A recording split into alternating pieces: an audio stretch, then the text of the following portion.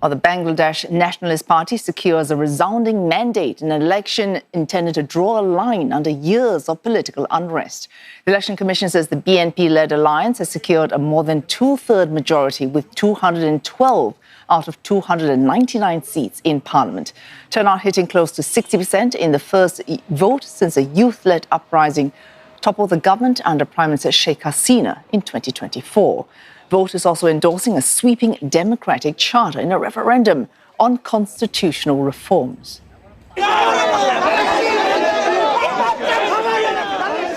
BNP's leader Tariq Rahman now on track to become the next Prime Minister.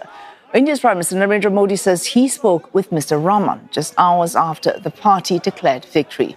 The US and Pakistan also extended their congratulations, while China and Malaysia have reaffirmed support for the new leadership. Basically, I mean, it's a fascinating moment for us because after 17 years, we got the opportunity to vote, and we could vote for the candidates of the party which we love. Of course, he's the greatest leader we could ever ask for, and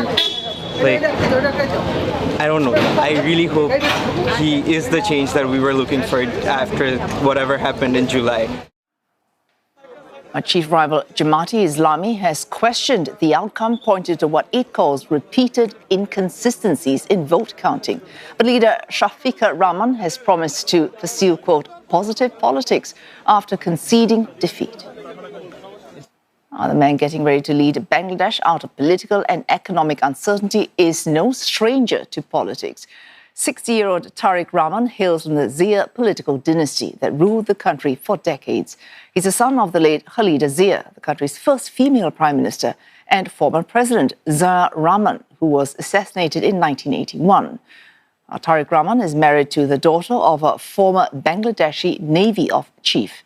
The family lost power in 2006 when attempts at a peaceful handover failed, and a military government took over. A year later, Mr. Rahman was taken into custody for corruption and became a subject of several other criminal investigations. In 2008, he fled the country.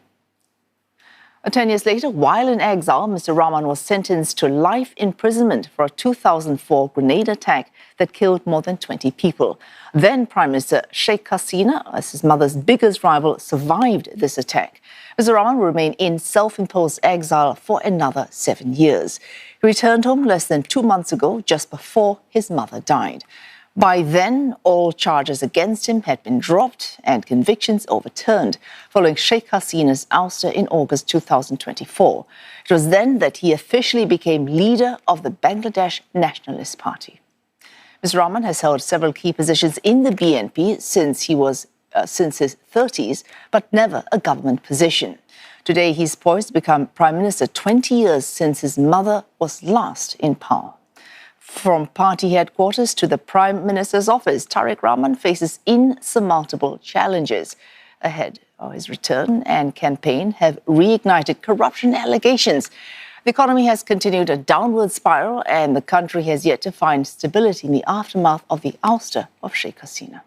When he left for exile, reports said Tariq Rahman had promised to leave politics in order to flee. But now he's back, and the BNP's landslide victory has given him all the reasons to stay. Well, let's go to CNA senior correspondent Afifah Ariffin. She's reporting live from Dhaka. Afifah, the results we have so far on Thursday's election, what do they tell us about the path back to democracy for Bangladesh?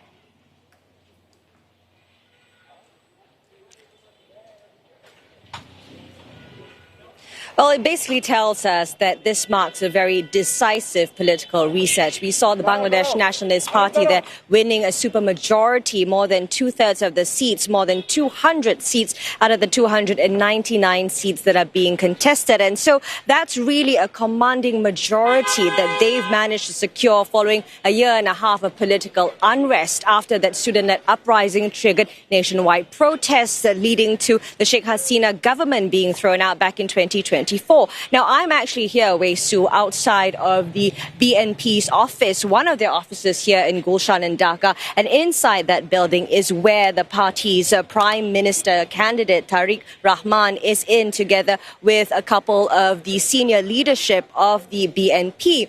They were supposed to address the media. The team had told us that the leaders will be coming out and talking to the media after the Election Commission has made the official announcements of the results. So we've been here, hundreds of the media, just lining the roads, waiting for the BNP leaders to come out. But back to your question about what it means for Bangladesh and for democracy. Well, it obviously tells us a couple of things. One of the things that, a lot of observers was looking out for was the youth votes, which was a very significant demographic in this election. And it basically tells us, because of that youth uprising back in 2024, this time the voting patterns and the majority that the BNP received, the youths basically want some sort of consolidation instead of fragmentation. Instead of voting for independent candidates, many of whom were youth leaders during the uprising, they have given their support, them backing to one established party, suggesting that they want stability rather than any sort of fragmentation. The second thing was that, looking at how the elections were being conducted, it was very free, very fair, according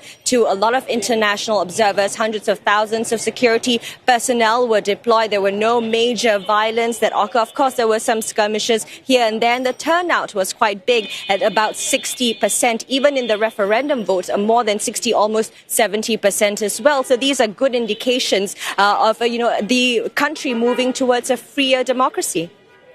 All right, a good indication as well, Afifah, of the country also being engaged in this political process. Now, Tariq Rahman, this year, has never had a government position, but his mother was Prime Minister twice for 2 5-year periods and has had her share, as he has, of scandal. How is he planning to right the wrongs of his party's past?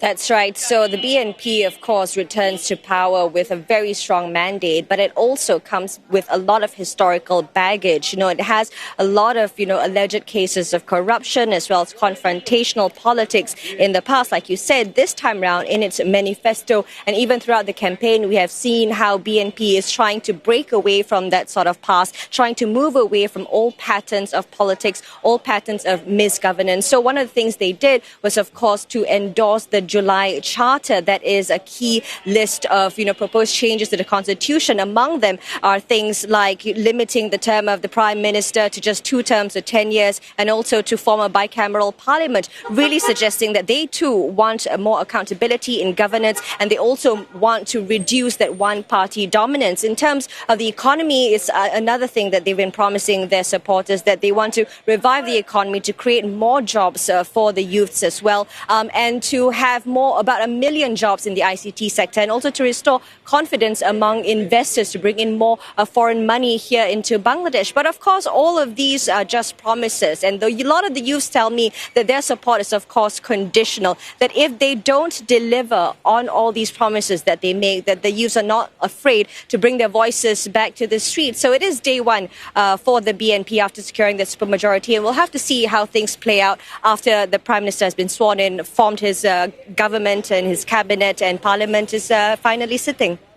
Thanks. CNA senior correspondent Afifah Ariffin covering these elections for us, reporting live from Dhaka.